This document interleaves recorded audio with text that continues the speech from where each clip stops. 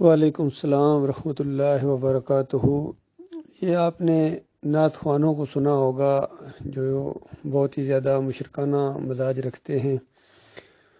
وہ نبی علیہ السلام کے بارے میں کہتے ہیں کہ جسے چاہا در پہ بلا لیا، جسے چاہا اپنا بنا لیا، یہ بڑے کرم کے ہیں فیصلے، یہ بڑے نصیب کی بات ہے۔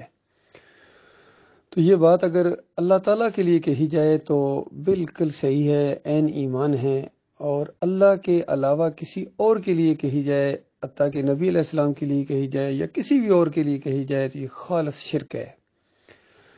اصل میں یہ اللہ کا معاملہ ہے، جس کو چاہتا ہے وہ اپنا بنا لیتا ہے، اور جسے چاہتا ہے ہدایت دیتا ہے، جسے چاہتا ہے گمراہی کے اندر رہنے دیتا ہے، اور جسے چاہتا ہے گمراہ کر دیتا ہے۔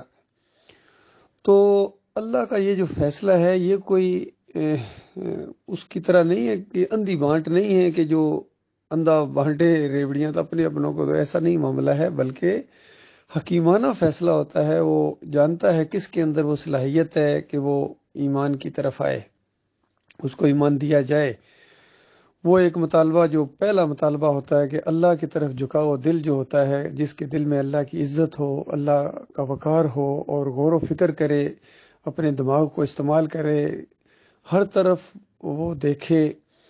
جس طرح بھی آپ نے یہ کہا ہے کہ یہ شعیب اختر یہ کرکٹر ہیں، یہ جو ایمان کی طرف یا کوئی اسلام کی طرف ان کی رغبت ہے، میں نے ان کا انٹرویو بھی سنا ہے، بہت بڑا مطالعہ ہے ان کا، اور اس قدر انہوں نے اپنے دماغ کو اپسیٹ کر دیا ہے کہ اب ان کو راستہ نظر ہی نہیں آتا ہے۔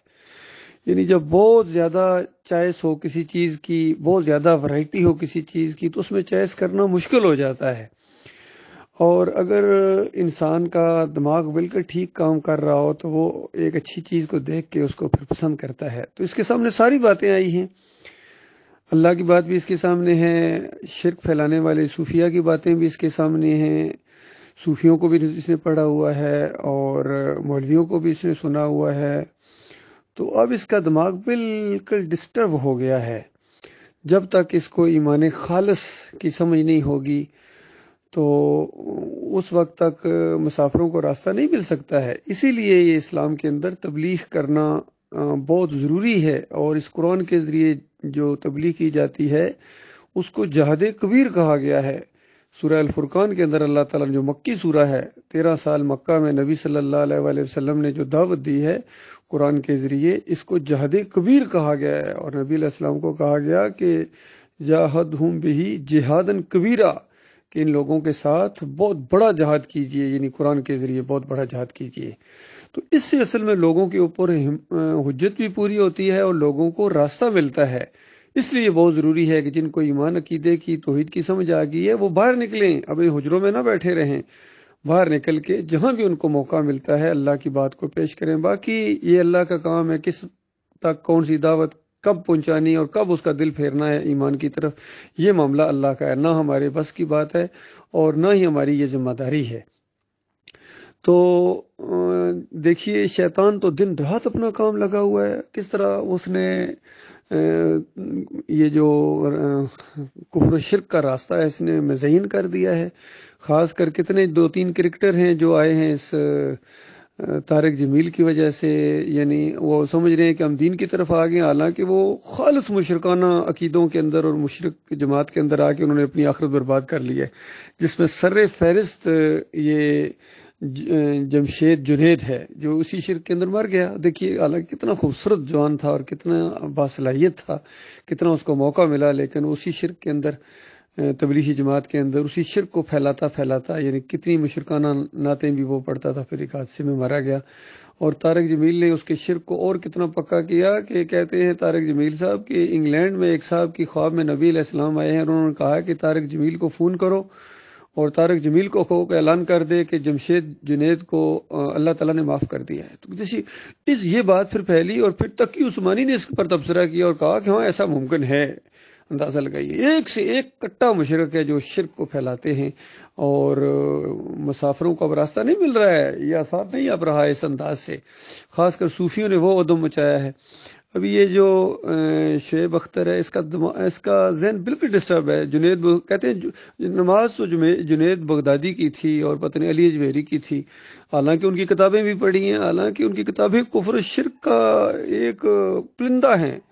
تو اس کو تو اگر ذرا بھی اس کے اندر عقل ہوتی، فہم ہوتا، تو حالانکہ کہہ رہا میں نے صحابہ کو بھی پڑھا ہے، تو صحابہ کو پڑھنے والا، قرآن کو پڑھنے والا، پھر اس کے بعد جب صوفیوں کو پڑھے گا تو ایک درمیان میں لائن ہے، اگر صوفیہ جو کچھ کرتے رہے، جو پھیلاتے رہے، اگر یہ دین ہے تو پھر صحابہ کرام کے بارے میں کیا خیال ہے، نبی علیہ السلام کے بارے میں کیا خیال ہے؟ اور نبی علیہ السلام اور صحابہ کی زندگیاں پڑھنے کے بعد پھر ان سب کو جب آپ پڑھیں گے تو یہ تو پھر دونوں میں سے ایک جھوٹ ہے۔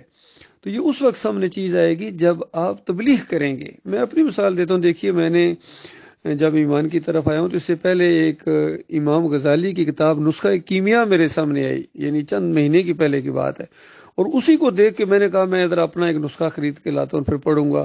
اور اسی دوران ایک اللہ کے بندے نے مجھے تھوڑا سا اشارہ بھی کر دیا کہ سر اگر واقعی کتابیں پڑھنا کیا شوق ہے یا دینی علم حاصل کرنا ہے تو یہ آپ قرآن ہے، حدیث ہے۔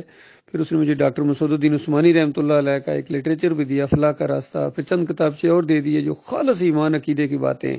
اسی وجہ سے ہمیں ڈاکٹر عثمانی رحمۃ اللہ علیہ بہت زیادہ اچھے کیوں لگتے ہیں؟ کیونکہ انہوں نے چند کتابوں کے اندر، یعنی چند پمفلٹ کے اندر 4 صفحوں کا ان کا کتابچہ اگر پڑھا جائے، یہ فلاح کا راستہ یا نجات کی صرف ایک ہی راہ ہے یا وسیلے کا شرک پڑھا جائے تو پوری طرح پتہ چل جاتا ہے شرک کیا چیز ہے، توحید کیا چیز ہے، اور ایمان کیا چیز ہے، سب پتہ چل جاتا ہے۔ لیکن ان لوگوں کی بڑی بڑی کتابیں پڑھنے کے بعد بھی سمجھ نہیں آتی کہ حضرت صاحب کہنا کیا چاہتے ہیں۔ صوفیوں کی کوئی کتاب آپ دو جو ہے چیپٹر پڑھ جائیں، آپ کو سمجھ نہیں آئے گی کرنا کیا چاہتے ہیں، کہنا کیا چاہتے ہیں۔ تو جب اس فیلڈ کے اندر انسان آتا ہے پھر مارا جاتا ہے۔ تو اس کے لیے ضروری یہی ہے کہ ہم توحید کی آواز کو بلند کریں، ہر جگہ لوگوں کو احساس دلائیں، بازاروں میں، بسوں میں، ٹرینوں میں، جہاں بھی موقع ملے توحید کی دعوت پھیلائیں۔ تو یہاں یہی لوگ سن رہے ہوتے ہیں، ہماری دعوت یہی سنیں گے۔ کتنے لوگ ہیں، مجھے ابھی تک یاد ہے ایک دفعہ ہم دعوت اللہ کر رہے تھے لاہور میں، دو آدمی تھے، متبر سے آدمی لگ رہے تھے، پڑھے لکھے ایجوکیٹڈ سے، تو وہ بڑے غور سے اس کو سن رہے تھے۔ ہمارا ایک ساتھی تقریر کر رہا تھا، میں کتابیں بانٹ رہا تھا۔ اس طرح ہمارا طریقہ ہوتا ہے کہ ہر طرف ہمارے ساتھی کھڑے ہو جاتے تھے، یعنی روڈوں کے اوپر جو کتابیں بانٹتے تھے، اور درمیان میں وہ آدمی وہ تقریر کرتا ہے تاکہ لوگوں کو پتہ چل جائے کہ یہ جو تقریر کر رہا ہے اسی کے یہ لوگ ہیں، بھائی ہیں، ساتھی ہیں جو یہ کتابیں بانٹ رہے ہیں۔ جس کے پاس ٹائم نہیں ہے وہ کتاب لے لے کہ وہ جا کے پڑھے کہ وہ بندہ کیا کہہ رہا تھا۔ تو 2 آدمی بڑے غور سے تقریر سن رہے تھے، اور جیسی ہی تقریر ختم ہوئی نا، یقین کریں انہوں نے آپس میں بات کی، میرے قریب سے چونکہ مجھے آواز آ گئی ان کی، انہوں نے کہا اگر یہ اس جمہوریت میں نہ کود پڑے نا، الیکشن والے سسٹم میں، یعنی تو یہ کامیاب ہو جائیں گے۔ تو یعنی وہ ایک تجربہ آدمی تھے کہ جس طرح دیکھو بڑے بڑے اٹھے ہیں، ایمان کی دعوت بھی لے کر اٹھے ہیں، لیکن اس کے بعد پھر جمہوریت کے گند میں کود پڑے ہیں۔ جس طرح مودودی صاحب کی مثال ہے، شروع میں انقلابی دعوت تھی ان کی، لیکن جیسے ہی ایک جماعت کی شکل اختیار ہوئی ہے پھر جمہوریت کی اس لعنت کے اندر چلے گئے۔ اسی طرح خادم حسین رضوی نے یہی کیا ہے، جمہوریت کی شرک کے ساتھ ساتھ جمہوریت کا شرک بھی ان کے اندر آ گیا۔ حافظ سعید جیسا اندازہ لگے، مجاہد ٹائپ آدمی، یعنی جہاد کا علم بلند کرنے والا، وہ جمہوریت کے اندر کود پڑا اس شرک کے اندر۔ پھر اور دوسرے کتنے ہیں، یہ اس لت میں فضل الرحمان کو دیکھو، کتنا بڑا عالم دین اور کتنے زیادہ اس کے مدرسے اور سب کچھ، لیکن اس جمہوریت کے شرک کے اندر لت پت ہے، اس کو ہوش ہی نہیں۔ اس کا باپ بھی اسی طریقے سے 9 ستارے پہلے بیٹھے ہوئے کتاب کا نشان لے کر، لیکن کفر شرک ان کا پھر دین بن گیا۔ وہیں انہوں نے حلوہ بانٹا پھر علی جوہری کی قبر کے اوپر۔ یہ سب کچھ ہے، اس جال کو توڑنے کے لیے اللہ کے بندو، میرے بھائیو، جب تک توحید کی دعوت دو، اور اس کے بعد دیکھیں بنے بنائے عالم دین آپ کے ساتھی بھی بن سکتے ہیں، بنے بنائے پائلٹ آپ کے ساتھی، بنے بنائے سائنسدان اور بڑے بڑے یعنی جنگجو جرنیل بھی انشاءاللہ آپ کے ساتھی بنیں گے، اور اس طرح اللہ کا دین آہستہ آہستہ یہ ایک منظم جماعت کی شکل میں آگے آئے گا۔ اور دعوت اٹھی ہوئی ہے، کفر بالطاغوت کی دعوت اٹھی ہے اس دور کے اندر، جو خاص کر ہمارے ملک پاکستان سے ڈاکٹر مسعود الدین عثمانی رحمۃ اللہ علیہ کے ذریعے توحید کی دعوت اٹھی ہے، رد شرک کی دعوت اٹھی ہے، ایمان خالص کی دعوت اٹھی ہے، کفر بالطاغوت کی دعوت اٹھی ہے۔ تو یہ انشاءاللہ رنگ لائے گی، اس سے امیدیں پیدا ہو گئی ہیں۔ اور باقی کچھ لوگ آتے ہیں وہ ذرا جلد باز بھی ہوتے ہیں، جو دنیا دار قسم کے لوگ آتے ہیں، وہ چند دن دیکھتے ہیں، اس میں سختیاں بھی ہیں، پابندیاں بھی ہیں، تو وہ ساتھ چھوڑتے رہے ہیں۔ جس طرح اس دعوت کے اندر آئے ہیں کتنے لوگ، شروع میں ڈاکٹر صاحب کی زندگی میں کمال عثمانی پہلے ساتھ آئے، پھر پیچھے ہٹ گئے، پھر آگے جا کے عبد القادر سومرو، میر بادشاہ، عبد الہادی، مولوی بشیر، بختزادہ، یہ چند موٹے موٹے نام ہیں جن کو میں جانتا ہوں. پھر آخر میں آ کے یہ سرفراز، یعقوب، یہ سارے لوگ پیچھے تھوڑے ہٹے اس دعوت سے، یعنی ٹیڑھا کیا ہے معاملے کو. اور محمد حنیف اور سعید احمد یہ لوگ تھے، ان کی تو عقیدے کے اندر خرابی آ گئی ہے. تو اس طرح یہ تطہیری عمل جاری ہے، اس میں سے گند نکلتا رہے گا. اس آخری دفعہ ذرا زیادہ گند نکلا ہے، لیکن باقی جو رہ گئے ہیں وہ بڑے زبردست ساتھی رہ گئے ہیں الحمدللہ. تو عید کی دعوت دے رہے ہیں پوری طرح ہر طرف اللہ کے فضل و کرم سے، اور ایک امید سی پیدا ہوگی ہے کہ اب یہ مضبوط بنیادوں کے اوپر جماعت جو منظم ہو رہی ہے الحمدللہ.